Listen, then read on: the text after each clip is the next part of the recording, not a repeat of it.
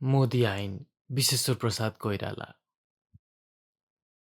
थाकेको म निश्चय नै थिएँ। दिनभरिको सहरको प्रदक्षिणाले गर्दा शरीर अत्यन्त क्लान्त भएको थियो।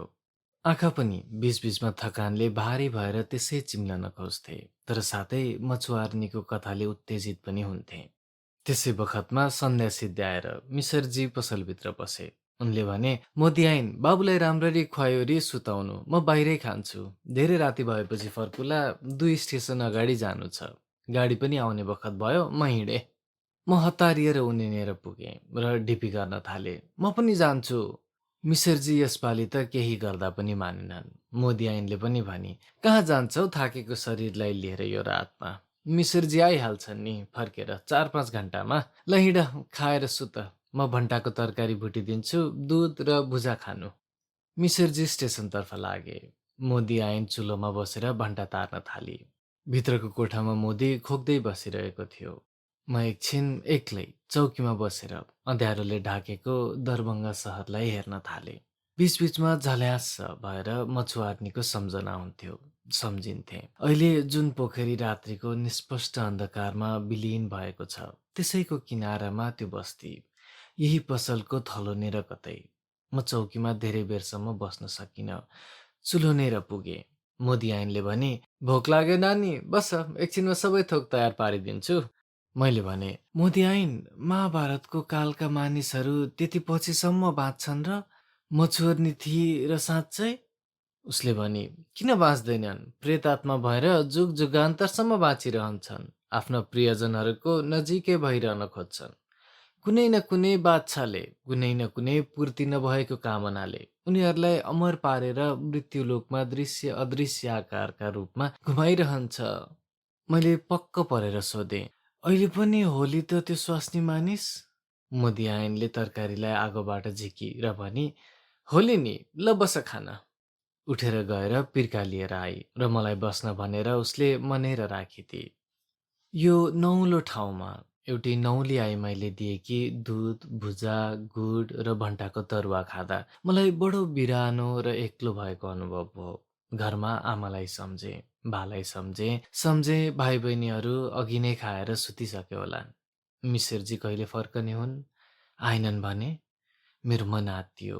मलाई सुत्न भनेर चौकीमा एउटा काम्लोमाथि निलो च्यादर बिछ्याइदिएकी थिई मोदी आइनले। एउटा मैलो तकिया सिरानपट्टि राख्दै उसले चौकीबाट मलाई हेरी र भनी, किन नखाएको नानी? चाँडै खाऊ र पेटभरि खाऊ। हेर बिछौना लगाइदिइसकेँ, तिमीलाई सुत्न। म छिटै खाएर उठेँ र हात धोएर बिछौनामा आएर पल्टेँ। मोदी आइनले भाँडाकुँडा मलेर अगेनानिर ठाडो पारेर राखी।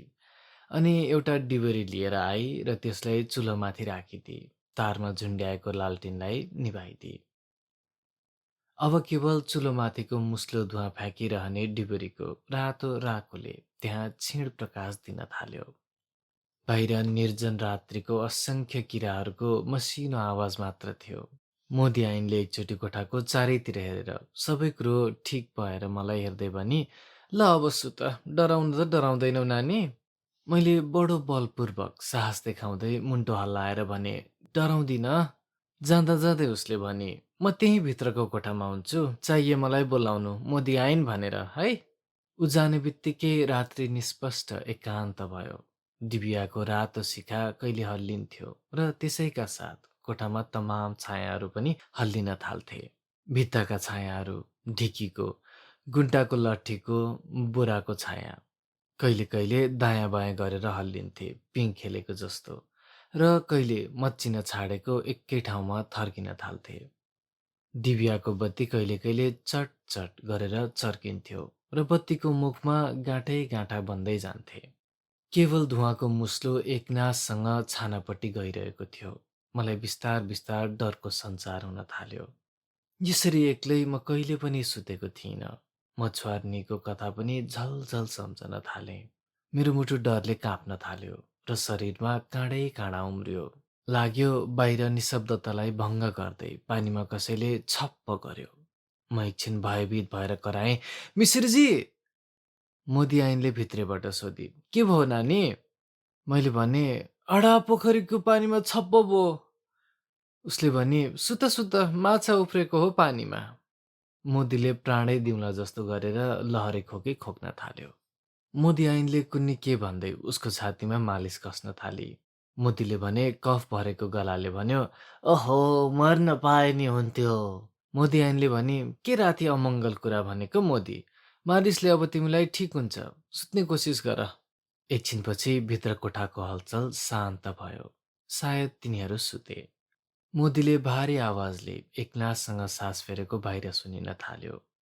फेरि रात्रिको भयावह निशब्दता, दियोको प्रकाशको सानो घेराभन्दा बाहिरको निविड अन्धकार र रात्रिको निशाचरी किराहरूको मसिनो तीखो गुन्जन र कोठाको भित्तामा हल्लिरहने मच्चिने थर्किने छायाहरू। फेरि म भयभीत हुन थालेँ र बार बार मछुवार्नीको प्रेतात्माको सम्झनाले म निसासिया जस्तो हुन थालेँ। दिनभरिको हिँडाइले शरीर थाकेर लथपथ थियो र आँखामा लट्ठिएर निन्द्रा आउन खोज्थ्यो। तर डरले गर्दा भुसुक्क निदाउन सकिन। कसो आँखा लाग्ने बित्तिकै सपना देखेको जस्तो लाग्थ्यो र त्यसै डरले फेरि ब्युँझिहाल्थेँ।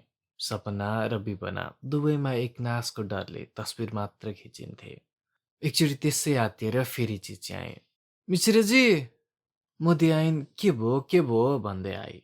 मोदीले फेरि खोकेको सुने। मोदी आइनले भनी, "तिमीलाई डर लागेछ बिचरा, म यहीँ तिमिनेर बसिरहन्छु।" मलाई निर्धक्क भयो र लाग्यो निन्द्राको लठ्याइमा पर्न थालेँ। मोदी आइनले भने, "तिमीलाई कथा मनपर्छ? सुनाऊ?"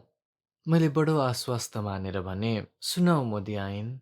मोदी आइन कथा भन्न थाली। उसको एकनासको सुरमा, जस्तो कि उसको बानी थियो। टाढाबाट सुनिएको जस्तो बाढीमा उसको स्वर मेरो कानमा परिरहेको थियो। निर्धक्क भएकोले भित्ताको छायाको हल्लाइ अब एउटा कौतुक खेला जस्तो मात्र लाग्यो। दिनभरिको परिश्रमले शरीरको रगरगमा निन्द्राको सञ्चार गरिरहेको थियो। हडाहामा बीचबीचमा छप छपको ध्वनि हुन्थ्यो, टाढाबाट सुनिएको कुनै ध्वनि जस्तो।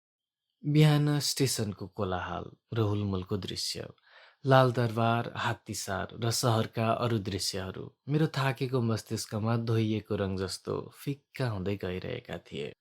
लाग्यो म बीचबीचमा झपक्क निदाउँथे पनि र सपनाका तस्बिर एकपछि एक गरेर हेर्न थाल्थेँ। यी सबका बीचमा मोदी आइनको झन लट्ठ पार्ने एक सुरे कोमल बोली लगातार कानमा परिरहेको थियो। हुरी वर्षा सिद्धिएपछि बाहिर छानाबाट बिस्तारै तप तप गरेर पानीका थोपा खसेको जस्तो। ऊ भन्दै थिए, एकादेशमा धेरै धेरै धेरै पहिले भारतवर्षमा हस्तिनापुर भन्ने एउटा ठुलो राज्यको राजधानी थियो। त्यहाँका राजा धृतराष्ट्र भन्ने बुढा अन्धा थिए। अन्धा भएकोले गद्दीमा बस्न पाएनन्। राजा हुनका लागि उनका छोरा र भतिजाहरूमा कलह हुन थाल्यो। धृतराष्ट्रकी रानी गान्धारी बडा प्रतिव्रता थिइन्। त्यसो हुनाले पतिले आफ्नो आँखाले विश्वको सुन्दर रचना हेर्न पाउँदैनन् भने मैले पनि आँखाको भोग गर्नुहुन्न भनेर आँखामा सधैँ पट्टी बाँधेर बस्थिन्। उनीहरूका 100 छोराहरू थिए। जेठाको दुर्योधन नाउँ थियो। धृतराष्ट्रको खलकलाई कौरव भन्थे। धृतराष्ट्रका 5 जना भतिजा थिए। तिनमध्ये जेठा थिए युधिष्ठिर। यी 5 जना भाइलाई पाण्डव भन्थे। छोरा र भतिजाहरूमा कलह बढेको हुनाले धृतराष्ट्रले बुढाहरूको सल्लाह लिएर भतिजाहरूका लागि राज्य छुट्याएर अर्को राजधानी बनाइदिए, इन्द्रप्रस्थ। जमुना पारीको हस्तिनापुरको उत्तर पूर्वपट्टिको ठुलो खाण्डप्रस्थलाई जङ्गल फाडेर इन्द्रप्रस्थको स्थापना भएको थियो। खाण्डप्रस्थमा पहिले जङ्गलमा निवास गर्ने धेरै जातिहरूका बस्तीहरू थिए र त्यही ठाउँ ठाउँमा जङ्गल फाडेर धेरै आर्य परिवारहरू पनि बस्ती बनाएर बस्थे। इन्द्रप्रस्थको स्थापनामा यी सबै बस्तीहरू मासिए। जङ्गलमा बस्ने आदि जातिहरू उत्तरतिर बाक्ला जङ्गलभित्र पस्दै गए। तर खेतीबारी गरेर बसेका परिवारहरूको बडो बिचल्ली भयो। उनीहरूको घरद्वार निर्मूल भयो। त्यसै बेघर हुन गएका परिवारहरूमध्ये एउटा क्षेत्रीय परिवार थियो, जसमा एउटा सानी बालिका थिए, जसको नाउँ ल सम्झे, नारी थियो। नानी, नारी भनेको थाहा छ तिमीलाई? किन थाहा हुँदैन मलाई? नारी भनेको स्वास्नी मानिस। मोदी आइनले भने, हो, म जस्तै स्वास्नी मानिस। तिमीलाई धेरै कुरा आउँदो रहेछ नानी। यो प्रशंसाले मलाई बडो सन्तोष भएको अनुभव भयो। आँखामा निद्रा धेरै चढिसकेको थियो। घरमा पनि आमाहरू सुत्ने बखतमा यस्तै कथा सुनाउनुहुन्थ्यो र सुन्दा सुन्दै म भुसुक्क निदाउँथेँ। अहिले पनि घरकै जस्तो रमाइलो भइरहेको थियो। कथा पनि घरैमा सुनेको जस्तो। साँच्चै यो कथा पनि आमाले कहिले भनेको थियो जस्तो लाग्यो मलाई। मेरो शरीर लट्ठिँदै गयो। एउटा अवर्णनीय आनन्दमा पस्दै गए जस्तो। सबै कुरो मानव बिर्सियो। केवल मोदी ऐनको कोमल कण्ठको आवाज र त्यस आवाजले चित्रित गरिरहेको कथाको तस्विर मात्र बाँकी रह्यो मेरो चेतनमा। नारी त्यस समय एउटी सानी नग्निकी बालिका थिए। इन्द्रप्रस्थको राजधानी बनाउँदा असङ्ख्य मानिसहरूको भिड त्यहाँ लाग्न थाल्यो। रात दिन गरेर बिस्तार बिस्तार ठुला ठुला महलहरू खडा हुन थाले। बगैँचा वाटिका लगाइए, कारिगरहरूले सुन्दर सुन्दर मूर्तिहरू गढेर ठाउँ ठाउँमा उभ्याएर राखिदिए। इन्द्रप्रस्थको शोभाले इन्द्रपुरीलाई पनि मात गर्न थाल्यो। तयार भएको त्यस नयाँ नगरमा नौला नौला पोसाक पहिरन भइरहेका मानिसहरू आएर बस्न थाले। गाना बाजाले बजार रमाइलो भयो। हात्ती आए, घोडा आए। आए रथ ठुला ठुला सिँगारिएका। अस्त्र शस्त्रले सुसज्जित वीर रक्षकीहरू आए। बालिका नारी बडो विस्मयसँग आँखा फोरेर यी विराट परिणति हेर्थी। सडकमा नाङ्गै कुद्दै आफू जस्तै बालक बालिकाहरूको हुलमा एक ठाउँबाट अर्को ठाउँमा नयाँ नयाँ चमत्कारका कुरा हेर्दै हिँड्थे। तर आमा बुबाहरूलाई भने बडो पिर परेको थियो। घरबारी हरण भइसकेको थियो। सहर स्थापना हुँदा ज्यामी भएर धेरैले काम पाए। धेरै सहरकाले अरू किसिमका पेसा पनि अङ्गीकार गरे। कति आइमाले गणिका वृत्ति लिए। पेट त एनकेन प्रेकारण पालिन्थ्यो। तर आफ्नो स्वतन्त्र खेतीवृत्ति भएकोले त्यहाँका पूर्व निवासीहरू बडा दुखी भएका थिए। तर केही उपाय थिएन। एक दिन बडो सजधज र आयोजनाका साथ पाण्डवहरूले आफ्नो सहरमा प्रवेश गरे। त्यत्रो ठुलो हुल थियो त्यहाँ। त्यस दिन जुन दिन उनीहरू गृह प्रवेश गरेका थिए, ठुलो यज्ञ भयो। ब्राह्मण र पुरोहितहरूले उच्च कण्ठले वेद पाठ गरे। शस्त्र अस्त्रको प्रदर्शन भयो र भेला भएका सैनिक र नागरिकहरूले ठुलो स्वरमा पाण्डवहरूको जयकार गरे। यज्ञ धुमले व्याप्त आकाश धेरै बेरसम्म जयध्वनिले प्रकम्पित भइरह्यो। बालिका नारीले यो सारा आयोजना र प्रदर्शन बडो कौतुकमयताका साथ हेरी। उसले देखी पाण्डवहरू बडा सुन्दर युवक रहेछन् र उनकी स्त्री द्रौपदीको सुन्दरताको कसले वर्णन गर्न सक्थ्यो। घर घरमा सबै पहिलेदेखि नै उसको चर्चा गर्थे। सानी भएर पनि नारी बालिकाले यो बुझे कि द्रौपदी 5 प्रतापी युद्धकुशल पुरुष रत्नहरूकी सम्मिलित प्रेम पात्र भएकीले उसका नाक, भ्रिकुटी र ग्रीवा गर्वले चढेका थिए। पाण्डवहरू इन्द्रप्रस्थबाट आफ्नो दिन प्रतिदिन बढ्दै गएको राज्यको शासन गर्न थाले।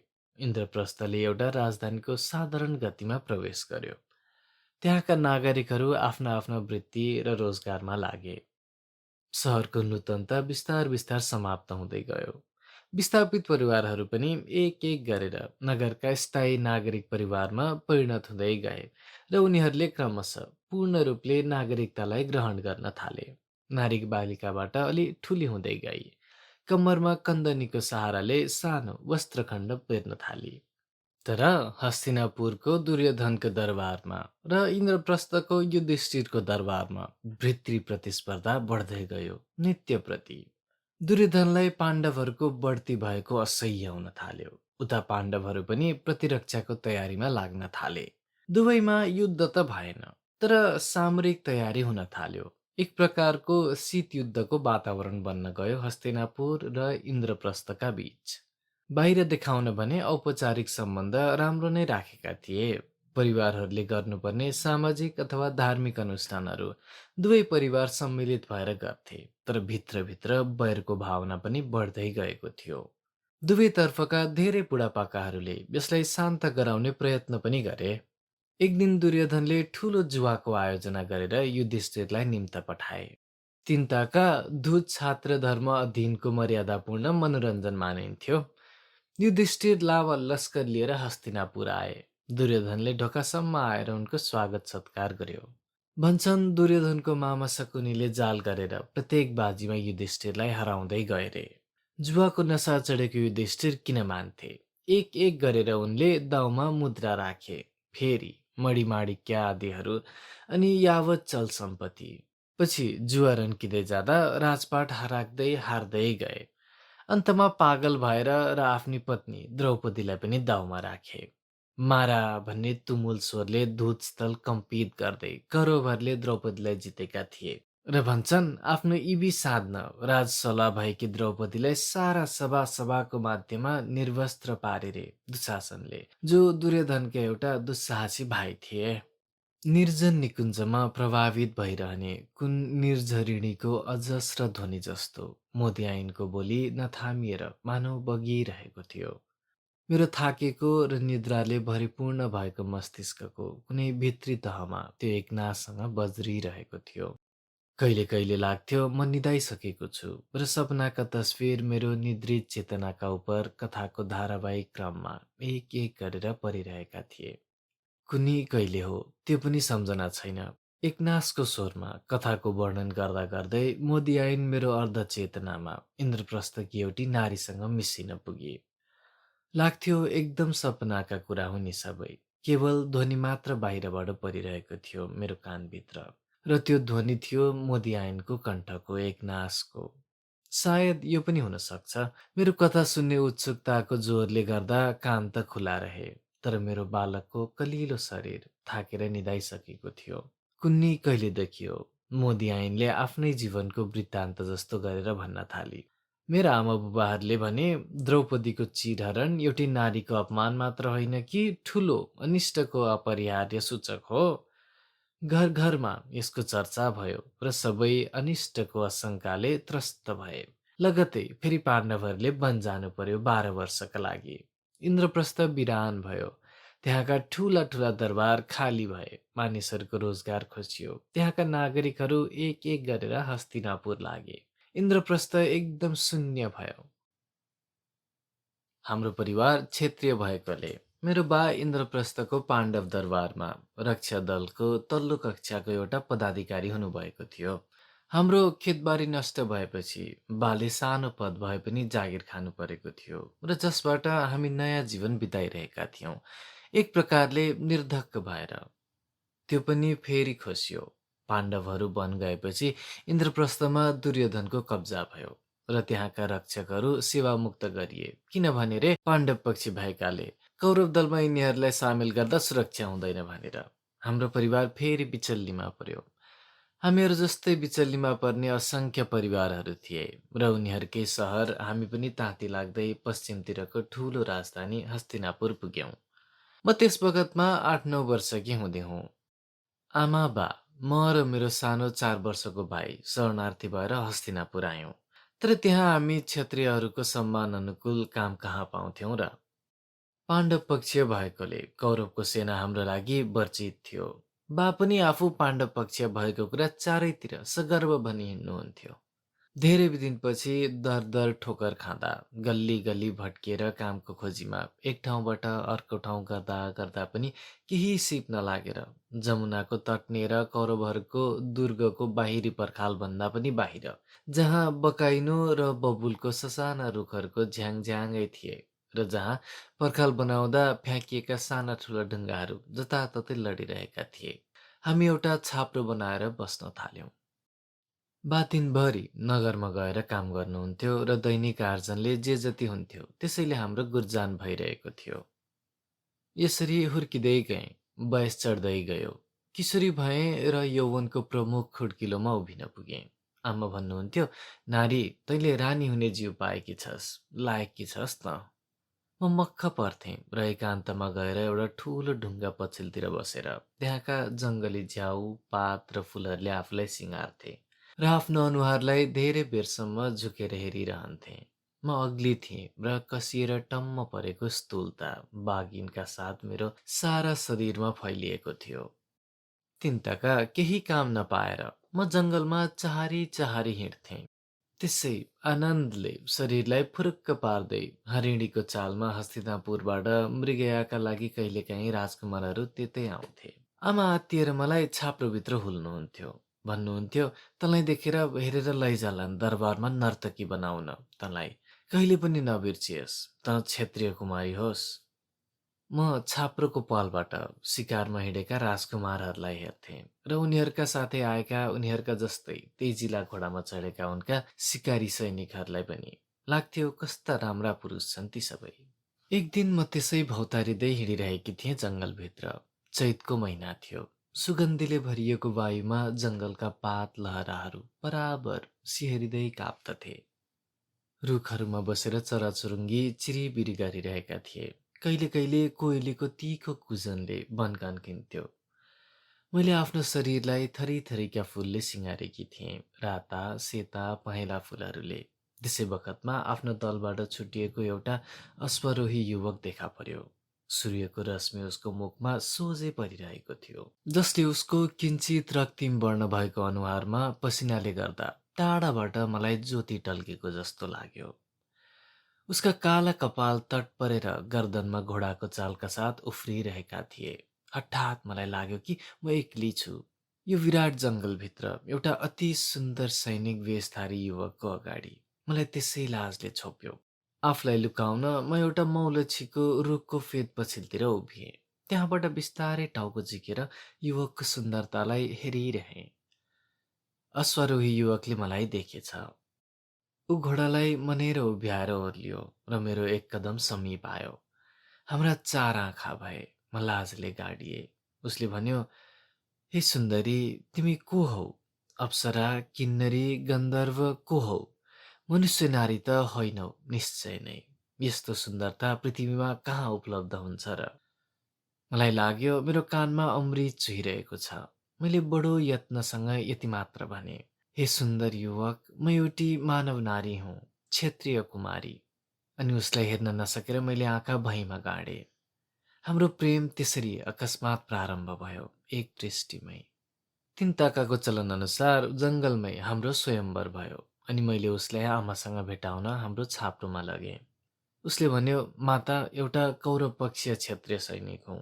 आज तपाईँकी सुन्दरी छोरीको पति हुन पाउँदा म बडो भाग्यमानी भएको छु। साँझपख बा पनि आउनुभयो। मेरो पुरुषलाई देखेर उहाँ पनि बडो प्रसन्न हुनुभयो। हामी पाण्डव पक्षीय परिवार हौँ, तर आज त्यसको चर्चा किन? छोरीले एउटा योग्य क्षत्रिय कुमारलाई आफ्नो पति बनाउन पाई। त्यही नै हाम्रो लागि महान सन्तोषको कुरा छ।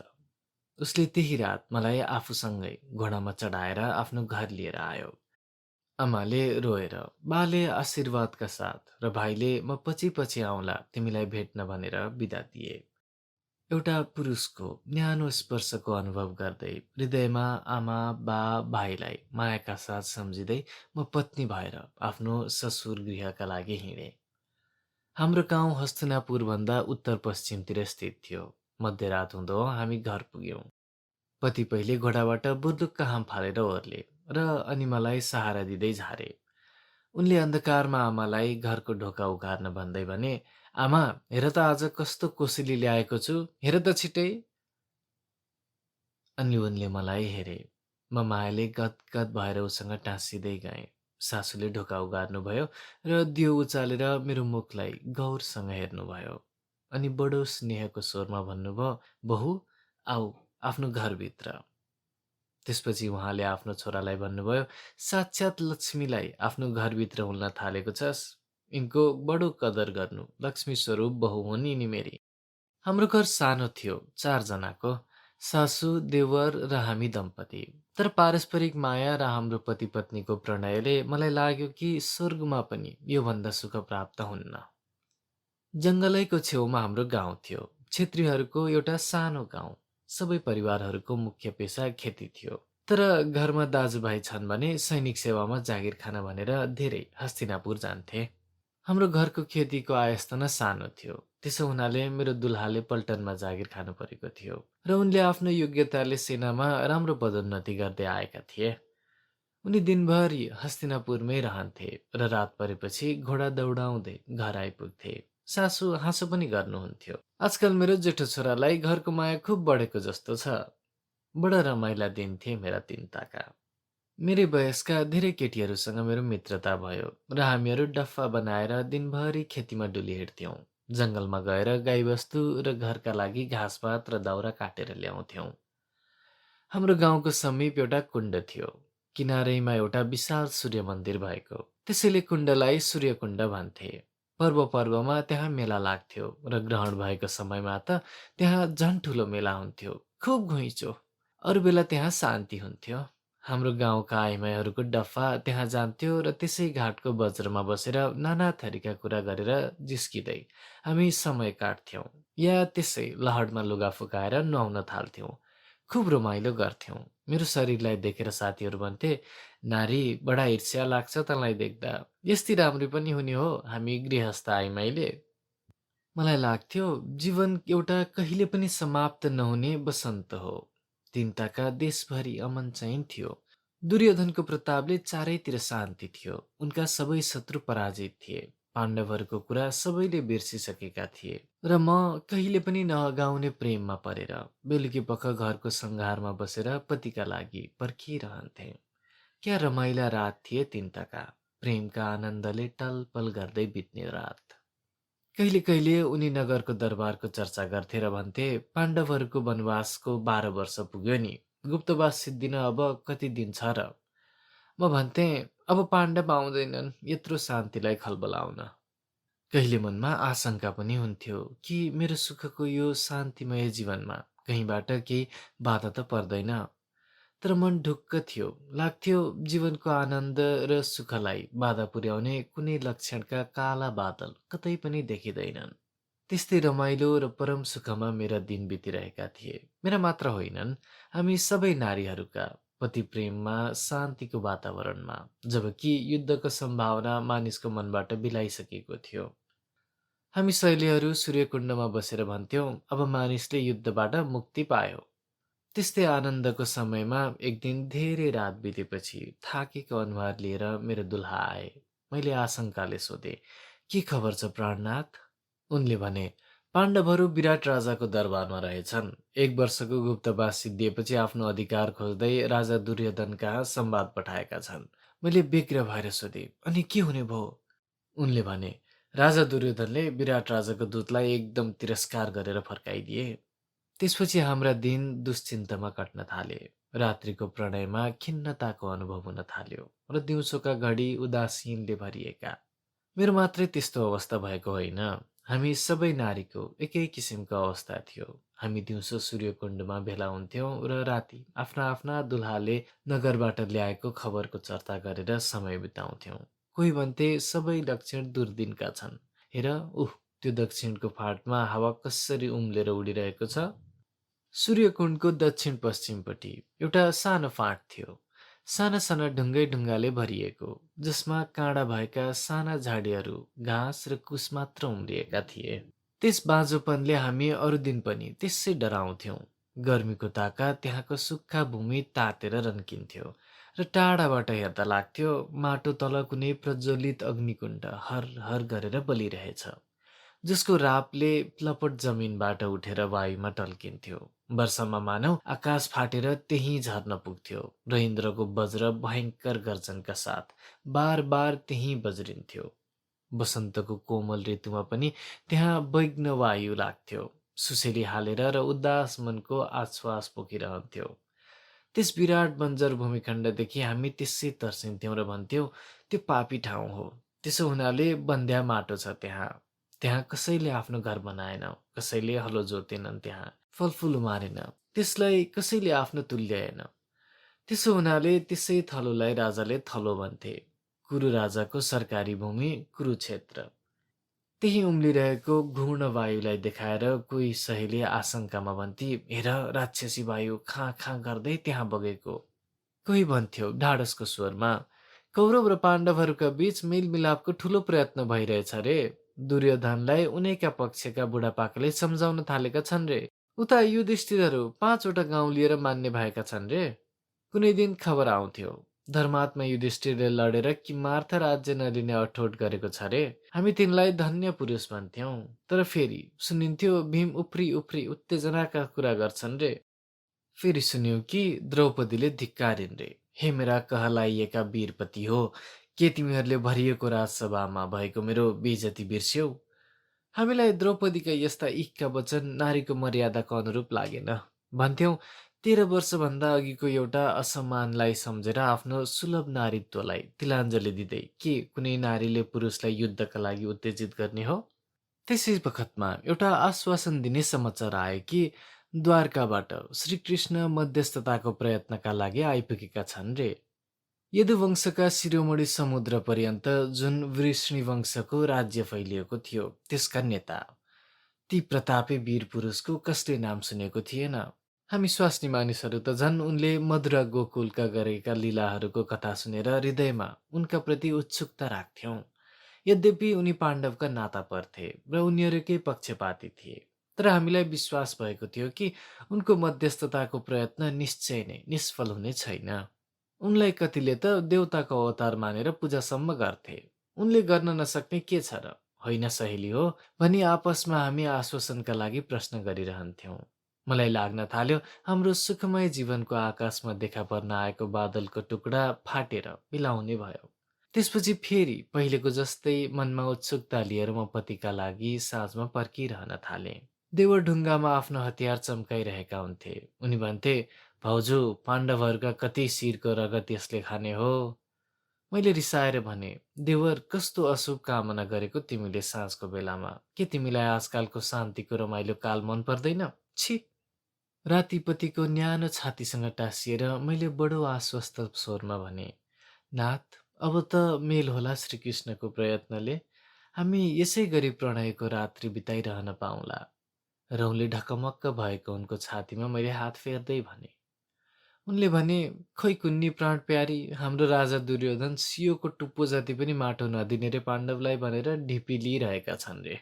र कृष्ण पनि मेलमिलापको कुरा गर्न त आउँछन् हाम्रो दरबारमा, तर सुन्दछु भित्रभित्र पाण्डवहरूलाई उकासिरहेका छन् लड्नलाई रे। मेरो त्यस प्रणय रात भविष्यको भयले त्यसै चिसो भएर बित्यो। एका बिहानै दुला सधैँको जस्तो घोडा चढेर हस्तिनापुर गए। दिउँसो हामी सहेलीहरू सूर्यकुण्डको पत्थरको घाटमा भेला भयौं। सबैले भने, कृष्णले छल गरिरहेका छन्, साँचो किसिमबाट मध्यस्थता गर्न थालेका छैनन् रे। कोही कोही त यहाँसम्म पनि भन्न थालेका छन् रे कि कृष्ण देवताका अवतार हुन्, भूभार हर्न ठूलो समर सचाउन आएका हुन् पृथ्वीमा। समरको शब्द सुन्नासाथ हामी नारीहरू भयले काप्न थाल्यौं। मनमनैमा आफ्नो पति, भाइ, दाजु, बा, काकाहरूलाई सम्झेर ईश्वरसँग पुकार गर्न थाल्यौं, हे ईश्वर, सबैको रक्षे गर। म भर्खर यौवनको प्रथम प्रहरमा उभिएकी नारी, बाण लागे कि हरिण जस्तै छटपटाउँदै भन्थे, मेरो ललाटको सिन्दूर परमात्मा कहिले पनि नपुछ। भारतवर्षका नारीहरूको कण्ठबाट उठेको पुकारको कुनै पनि ईश्वरले किञ्चित पनि ध्यान दिएनन्। दिन प्रतिदिन लडाईँको तयारी दुवै पक्षबाट हुन थाल्यो। आफ्नो आफ्नो पक्षमा तान्न भारतवर्षका मात्र होइन कि टाढा टाढा देश देशावरका राजाहरू कहाँ तेजिला घोडामा चढेका दूतहरू पठाएर नातामा पर्न आएका राजा महाराजाहरू त्यसै नाताका अनुसार कौरव र पाण्डव पक्षमा छुटिए। कृष्णले रोज्न लगाए अर्जुन र दुर्योधनलाई, मेरो औछि हिँडी सेना एकातिर, म एक्लो व्यक्ति एकातिर, भन कसलाई रोज्छौ? दुर्योधनले औछि हिँडी सेना रोजे रे। अर्जुनले यतो कृष्ण स्तुते जय भनेर कृष्णलाई रोजे रे। एउटा पक्षले अर्को पक्षलाई फुटाउने कोसिस गर्न पनि बाँकी राखेनन् रे। एक दिन बिहानै कुन्ती लुकेर आफ्नो जाजर पुत्र कर्ण कहाँ पुगिन् रे र भनिन् रे, पुत्र पाण्डवपट्टि लाग। कर्णले भने रे, कि अर्जुन रहला कि म रहला, तिम्रो 5का 5 पुत्र रहिरहनेछन् कुन्ती। एक एक गरेर दुवै पक्षमा सेना सुसज्जित हुँदै एकत्रित हुन थाले। दुवैपट्टिका त्यत्रो विराट सेना अट्ने ठाउँ अन्य कहाँ थियो र? त्यसैले हाम्रो गाउँको सूर्यकुण्डभन्दा दक्षिण पश्चिमतिरको ठूलो फाँटमा दुवै पक्षका सेना एकट्ठा हुन थाले। पुरुषहरू त युद्धको उत्तेजनाले त्यसै तात्तिन थालिसकेका थिए। उनीहरूसँग तिनताका भेटघाट पनि हुन मुस्किल हुँदै गयो। उनीहरू दौडादौड गर्दै यताउति कुदिरहन्थे। हामी स्त्रीहरू भने भयले कतैबाट त्राण थिएन, छटपटाएर यताउता गरिरहन्थ्यौं। मलाई त लाग्थ्यो भयले बार बार म निसासिरहन्छु। असंख्य पल्टनले, रथको पहियाले, हात्तीको पाइलाले, घोडाको टापनले उडाएको धुलोले सारा आकाश ढाक्न थाल्यो। हाम्रा खेतको बाली निर्दयतापूर्वक किचिन थाले, भाँसिन थाले। बीचबीचमा तुलुम घोष गर्दै भेरी बज्न थाल्यो। नगरा गड्किन थाल्यो। साना साना बालकहरूलाई छातीमा च्यापेर आमाहरू त्राही त्राही गर्थे। तैपनि मृत्युको यत्रो व्यापक आयोजना देख्दा देख्दै पनि जबसम्म सास छ तबसम्म आश छ भनेको जस्तो साना साना कुरामा हामीलाई आशा लाग्न थाल्यो। दुर्योधन हाम्रो राजाका तर्फबाट त हामीलाई आशा थिएन, किनभने ऊ भयानक हठी र अभिमानी व्यक्ति थिए, जो आफ्नो हठमा सारा संसारलाई अग्निमा होम्न सक्थ्यो। तर पाण्डवहरूबाट हामीलाई समय समयमा आशाको सञ्चार भइरहन्थ्यो। कृष्णले धर्मयुद्धको व्याख्या गर्दा युधिष्ठिरले भने रे, कुनै अवस्थामा पनि युद्ध धर्ममय हुँदैन हे केशव। एकचोटि त उग्र स्वभावमा भीमले पनि कृष्णसँग शान्तिको पक्ष लिएर तर्क गरे रे। तर हाम्रो आशा परालको आगो जस्तो एकछिन बलेर निभेर गयो। त्यस रात जब मेरो पतिदेव घर फर्केर आए, उनलाई देख्ने बित्तिकै मेरो हृदयले बुझ्यो कि हाम्रो सायद अन्तिम रात हो। मैले केही बोल्ने साहस गरिन, उनले पनि केही बोलेनन्। रातभरि छाती छाती टाँसेर हामीले बितायौं। भोलिपल्ट जाने बखतमा मात्र उनले बोले, प्यारी बिदा। मैले आफ्ना ठूला ठूला आँखा आँसुले टम्म भरेर उनीपट्टि उठाएँ। भन्न केही सकिन। बिदा बिदा, के आजसम्म बिदा दिन सकेकी छु र? कति युग, कति कल्प बिते। त्यस बिहान मसँग छुट्टिएर गएका पतिलाई आजसम्म बिदा दिन सकेकी छैन। भोलिपल्ट गाउँमा कुनै पनि पुरुष रहेनन्। मेरा 12 भाइ पनि उता पाण्डव सेनामा भर्ती भएका छन् भन्ने खबर पाएँ। दुल्हा र देवर कौरव सेनामा, 12 भाइ पाण्डव सेनामा। कसले कसलाई वध गर्ने? यो स्वजातीय हत्याकाण्डले कसको जय, कसको पराजय हुने हो, हे परमात्मा। प्रलयको प्रारम्भ हुने दिनमा पनि भगवान भास्कर सधैँको जस्तो आफ्नो ज्योतिर्मय वरदानलाई पृथ्वीभर सर्वत्र छर्दै उदय भए। सूर्योदयभन्दा पहिलेदेखि नै घोर कोलाहल छँदै थियो। सूर्यको प्रथम किरण कुरुक्षेत्रमा पर्ने बित्तिकै त्यो विशाल मैदान धप्प गरेर प्रज्वलित भयो। रथका शिखर, योद्धाहरूका कवच, हात हतियार, तरवार, तर्कस, बाण, खुडा, भाला, सेनापतिका मुकुट, घोडा, हात्तीका साज श्रृङ्गार सबै एकैचोटि विस्फोटित भए जस्तै सूर्यको किरणले धप्प भए। त्यस दिन त्यहाँ भेला भएका मानिसहरूको बाढीलाई देखेर मात्रै पत्याउन सकिन्थ्यो। मसँग मेरा प्राणधार विदा भएर जाने बित्तिकै मेरो जीवनबाट तमाम रस सुकेर गयो। मलाई चारैतिर अँध्यारो लाग्यो। छटपटिँदै कहिले यता कहिले उता भौतारिँदै हिँड्न थालेँ। त्यस समय कसले कसलाई सान्त्वना दिन सक्थ्यो र? सबै एकनाथसँग पीडित थिए। सबैले आफ्ना आफ्ना परमप्रिय पुरुषहरूलाई रणमा विदा गरिसकेका थिए। सबैको हृदयमा आफ्नो एकान्तको पीडा क्रन्दन मात्र थियो। म कहिले सासु कहाँ पुग्थे, ती बुढी नारी टोलाएर हेरी मात्र रहन्थिन् मलाई। उनको आँखामा अझै 2टा पुत्रको चित्र नाचिरहेको हुँदो हो। गाउँका सखी सहेलीहरू पनि म जस्तै वेदनामा छटपटिएर भौतारिरहेका थिए। सबैले आफ्नो प्राण प्यारा पतिलाई भर्खरै मृत्युको द्वारमा जान बिदा दिएका थिए। त्यहाँ कसले कसलाई सान्त्वनाको शब्द भन्न सक्थ्यो? म विक्षिप्त जस्तो भएर गाउँको उत्तरपट्टिको एउटा ठूलो ढिस्कोको उपर चढेँ, जहाँबाट बिहानको सफा प्रकाशमा कुरुक्षेत्र टलपल गरेको देखिन्थ्यो। म जस्तै अरू पनि धेरै ग्रामीण नारीहरू, कोही आफ्ना सन्तानलाई छातीमा टाँसेर आफ्नो शरीरको भार थाम्न नसकेर घुँडा टेकेर त्यहाँ बसिरहेका थिए। सबैको शून्य दृष्टिले कुरुक्षेत्रमा तरङ्गित भइरहेको मानव समुद्रमा आफ्ना आफ्ना प्यारालाई खोजिरहेका थिए। त्यस समुद्रमा मानव बिन्दुलाई कसले देख्न सक्थ्यो र?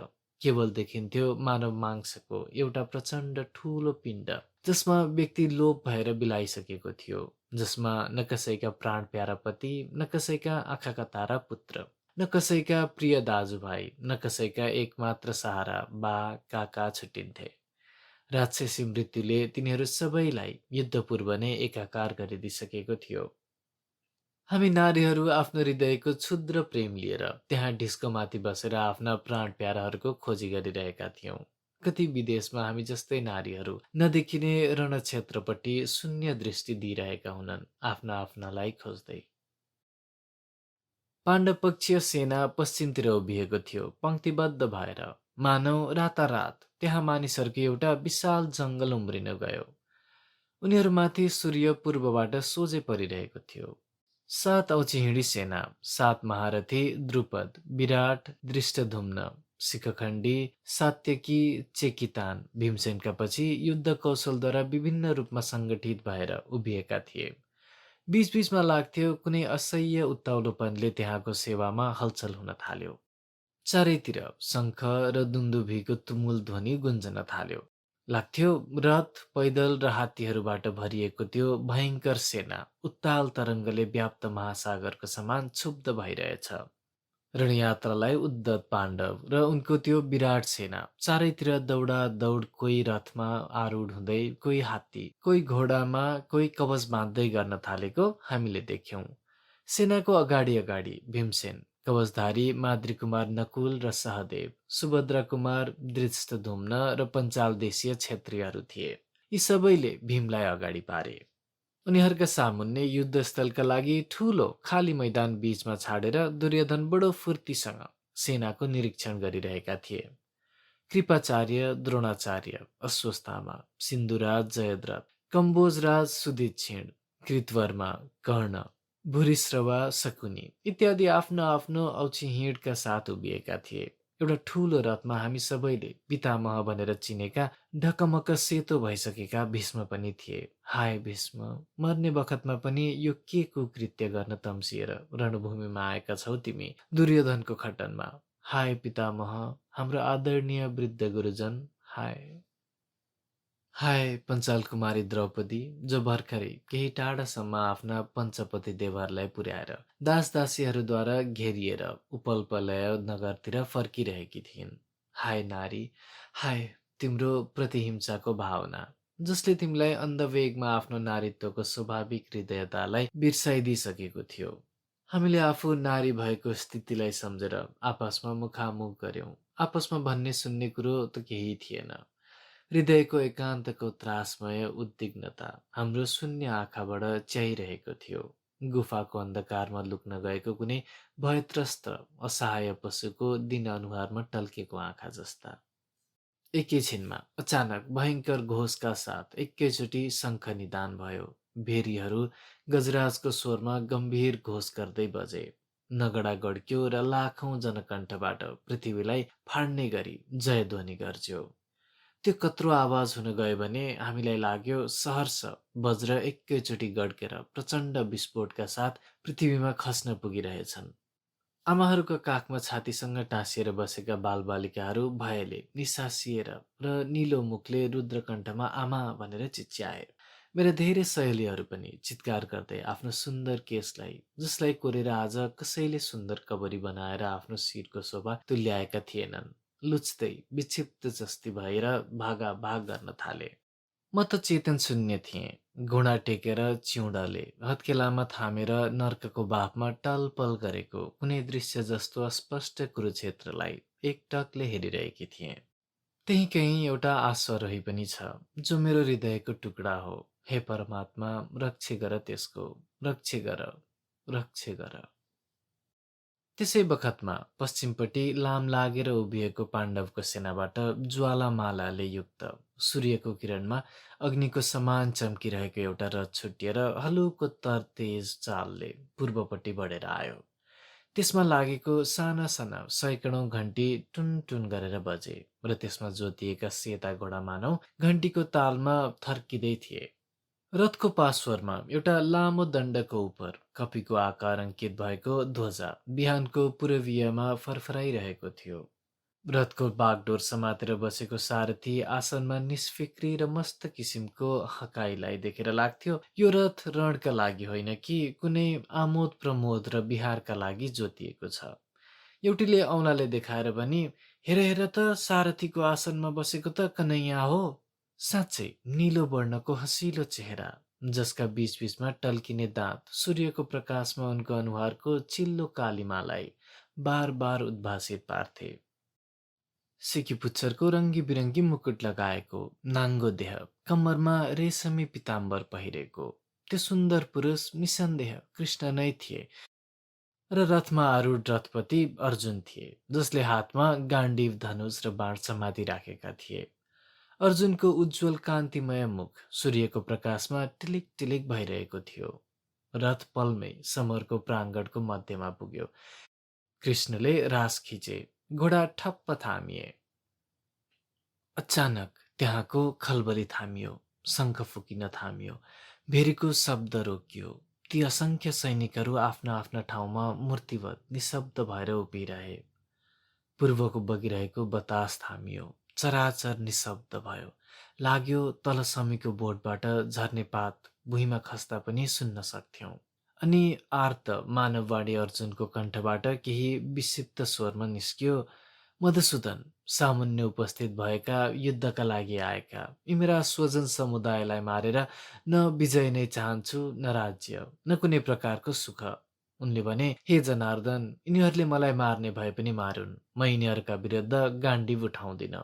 तिनै लोकको राज्यका लागि त मबाट यिनीहरूको हत्या हुन सक्दैन भने यो चाहिँ अब हस्तिनापुरको राज्यका लागि के म नरहत्या गर्छु?" बिहानको त्यो निशब्दतामा हातले गाण्डीवलाई युद्ध नगर्ने निर्णयको प्रतीक जस्तो गरेर फ्याक्दै अर्जुनको त्यो मानव हृदयको बाढी चारैतिर गुन्जियो। म गदगद भएँ, हृदय हठात रसाएर आयो, आँखालाई सन्तोषको जलले भिजायो। तर उति नै खेरै कृष्णले ईश्वरीय बाणी टाढाको समुद्रको गर्जन सुनिया जस्तै गम्भीर स्वरमा शान्तिलाई भङ्ग गर्दै निस्कियो।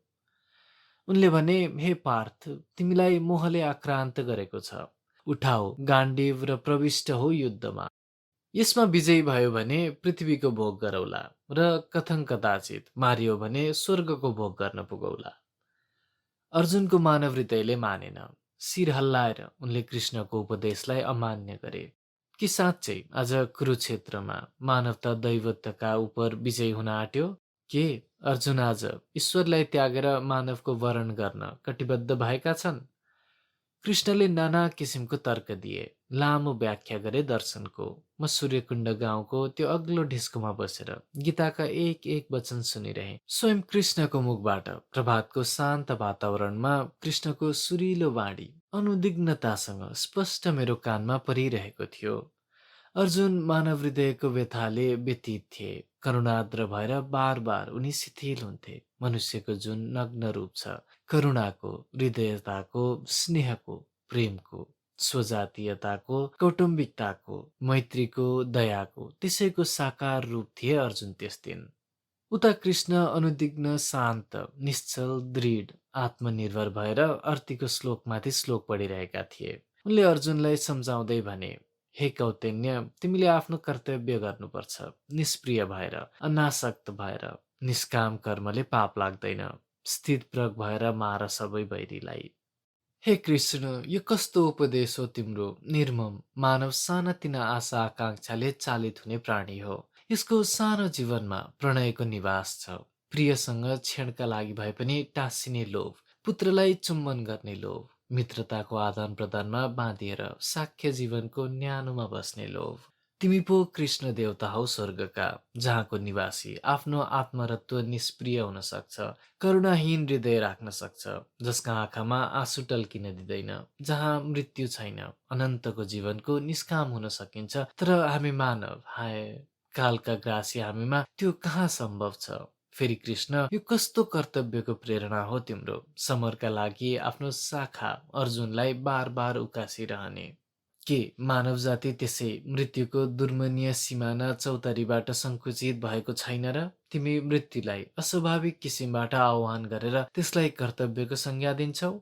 अर्जुन, हामी तमाम मनुष्य नारीको हृदय आशीर्वाद ल्याऊ तिमी। तिमी देव सम्मुख मानवीय सत्य स्थापित गरिरहेका छौ निर्भय भएर। अडिरहौ अर्जुन, तिमी अडिरहौ। कृष्णले भने, "हे परम तप अर्जुन, तिमी अहिले अज्ञानको अन्धकारमा छौ। ज्ञानको चक्षु उघारेर हेर, यहाँ कसले कसलाई मारिरहेको छ र? यो तिम्रो शरीर त एउटा थोत्रो टालो हो, जसलाई मरे भन्दा तिमी त्याग्छौ मात्र। न तिमी मर्छौ न मार्छौ कसैलाई। यो तिमीले देखेको कुरा सबै मिथ्या हो, महाबा हो। के यो सबै कुरा मिथ्या हो, भ्रम हो? यो विशाल जनसमुद्रमा प्यारो पतिलाई खोजेर हिँडिरहेको मेरो आँखाले देखेको यो दृश्य सारा के माया हुन्? हृदयमा अहिले केवल बाछा भएर राखिरहेको मेरो नजन्मेको सन्तानका मसिना र शिला ओठमा राखिन उन्मुख भएका मेरा उदरवस्थ युगल के मात्र मायाका लघु मांस शिखर हुन्? समुद्रको गर्भमा स्वातिको वृष्टिबिन्दुलाई चाहना गरेर खुल्ने र बन्द हुने सिपी सम्पुट जस्तो सन्तानका तीव्र कामनामा स्पन्दित हुने मेरो मातृगर्भ के त्यो पनि मिथ्या हो? हे केशव, स्वर्गको उच्चतामा बसेर तलका कीटमय मृत्युलोकमा हामी प्राणीलाई देखेर तिमीलाई लाग्दो हो मानव जीवन मायावत अप्रासङ्गिक छ, हामीलाई कमिलाहरूका प्रति भएको जस्तो। तर हाम्रो जीवन हामीलाई अप्रासङ्गिक छैन। कुनै तर्कले पनि, कुनै उच्च दर्शनको जोरले पनि जीवनको सुख दुःखलाई, मरणको सत्यतालाई, यो ठोस घेरालाई मिथ्यामा परिणत गर्न सकिँदैन। हे मुरारे! अर्जुनलाई मानव आस्थाबाट विचलित नभएको देखेर कृष्ण भन्दै गए। निस्पन्द आकाशमा उनको गम्भीर वाणी तरङ्गित हुँदै गयो। टाढा पर्वतको उच्चतम शिखरभन्दा पनि माथिबाट बोलिएको जस्तो ध्वनि मेरो कानमा परिरह्यो। कृष्ण भन्दै गए, म परमब्रह्मा परमेश्वर हुँ। म माथि पूर्ण विश्वास र आस्था राख। म जे भन्छु गर। म आदर्श हुँ तिम्रो। म तिम्रो प्रार्थनाको हेतु हुँ। म तिम्रो लक्ष्य हुँ। यस प्रकार अर्जुनको मानवीय कमजोरीमाथि बार बार प्रहार गरेर कृष्णले उनलाई शिथिल बनाउँदै गए।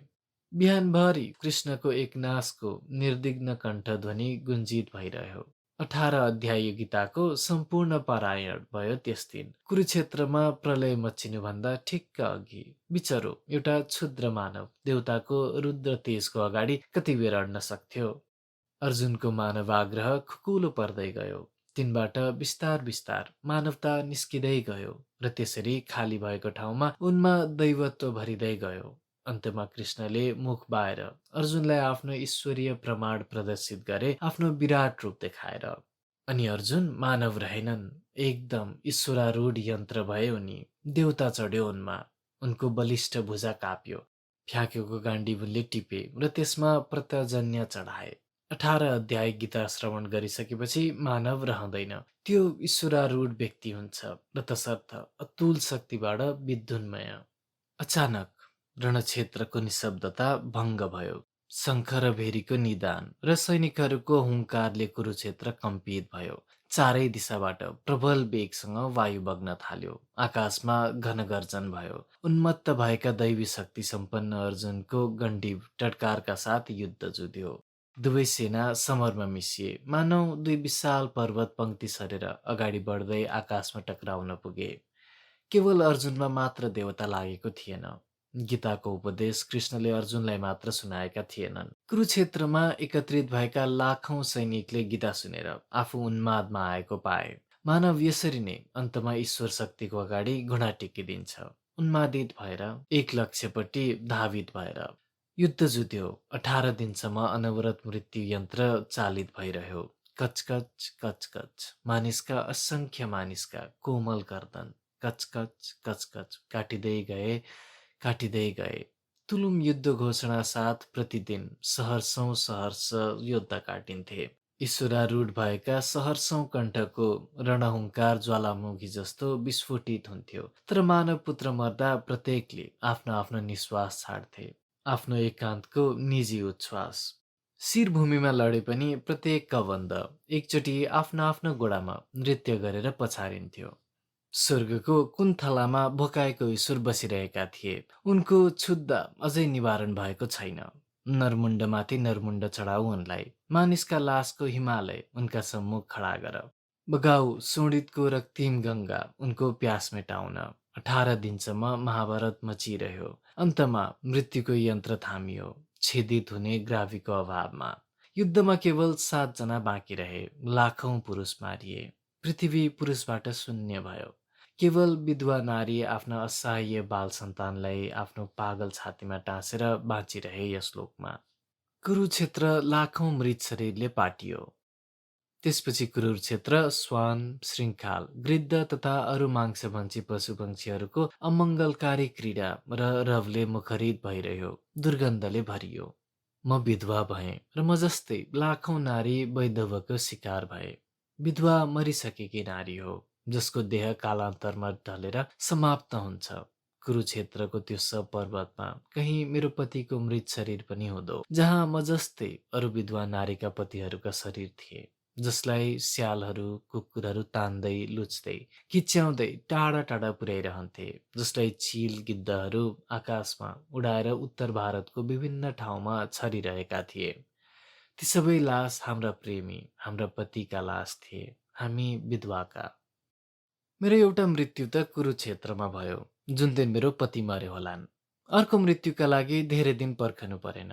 मलाई थाहा छैन कुन दिन म मरे, कुन दिन मेरो मानव देह विसर्जित भयो। म सरह लाखौं लाख नारीहरूको प्रेतात्मा आफ्नो अनन्तको वैधव्यको व्याथा बोकेर 14 भुवनमा भौतारिँदै हिँडिरहेका छन्, आफ्ना प्यारालाई खोज्दै।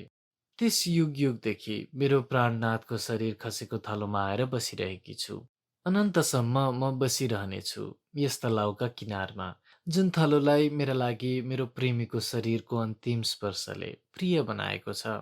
हामी लाखौं नारी महाभारतको युद्धमा विधवा भएको ठाउँ ठाउँमा युग युगदेखि पर्खिबसेका छौँ मरेका प्याराका लागि। नानी, नानी, निधायो? कता सिद्धियो? नानी, नानी, बबुआ। कुन्नी कहिले म भुसुक्क निधाएछु। कुन्नी कहिले मोदी ऐनको एकनासे कण्ठध्वनि मेरो कानमा पर्न बन्द भएछ। कुन्नी कहिले मस्त भएर स्वप्नहीन निद्रामा निदाउन पुगेछु। एकैचोटि झिसमिसीमा मिश्रजीले मलाई घचघचाएर उठाए। बिहान 4 बजेको गाडी समातेर फर्किनु छ, बाबु उठ उठ। म आँखा मिच्दै उठेँ। निद्रा पुगेको थिएन, शरीरको थकान अझै मेटिया थिएन। त्यही अवस्थामा मिश्रजीको हात समातेर म स्टेसन आएँ। रात धेरै बाँकी थियो। आउँदाखेरि भित्र कोठामा सुतिरहेकी मोदी ऐनलाई सम्बोधन गरेर मिश्रजीले भने, मोदी ऐन, हामीहरू गयौँ। मोदी ऐनले भित्रैबाट भने, ल जानु नानी, राम्ररी गए है। बाहिरको जाफरी लगाइदिनु होला मिश्रजी। मोदीलाई फेरि एकचोटि खोकीको दौरा आयो। मोदी ऐनको पसलबाट बाहिर आउँदा हडा पोखरीमा नुहाएर एउटा मानिस गीता पाठ गर्दै थियो। नैन छिन्दित शस्त्राणि नैन दहति पावक न चैव कले दयन्ते अपो न शोषयति मारुतः। आधा निद्रामै म स्टेसन पुगेँ। गाडीमा पसेको सम्झना अलिअलि छ। डब्बाभित्र पसेर बेन्चमा बस्दा नबस्दै म उघेर फेरि निदाएँ। छेउ न टुप्पोको छन्दन बन्दको सपना देख्न थालेँ। कहिले त्यसै सूर्यलाई चम्केको देख्थेँ, कहिले मोती ऐनलाई, कहिले ठुला ठुला गिद्धहरू आकाशमा उडिरहेका देख्थेँ, डराउने आकारका ठुला ठुला। कहिले माछा बेच्ने मछुवार्नी, कहिले लडाईँ भइरहेको, कहिले केही र सबभन्दा पछि टाढा आकाशबाट एकनासको स्वर बोलिरहेको हुन्थ्यो, नानी ठुलो नहुनु, वीर नहुनु, असल हुनु, असल। रेल जयनगर पुग्दा घाम चढिसकेको थियो। त्यहाँ रेलबाट ओर्लिँदा आङ हिजोको दरभङ्गा यात्रामा थाकेको, अझै दुखिरहेको थियो। निन्द्रा पनि राम्ररी परेको थिएन राति, त्यसैले जिउ भारी थियो र मन अस्थिर। घर पुग्दा सबैले मलाई घेरेर सोधे, दरभङ्गामा के देख्यौ? मैले भने, मोदी ऐन। सबै खिल्ला हाँसे, मानौ मैले कुनै ठुलो ठट्टाको कुरा भनेको हुँ।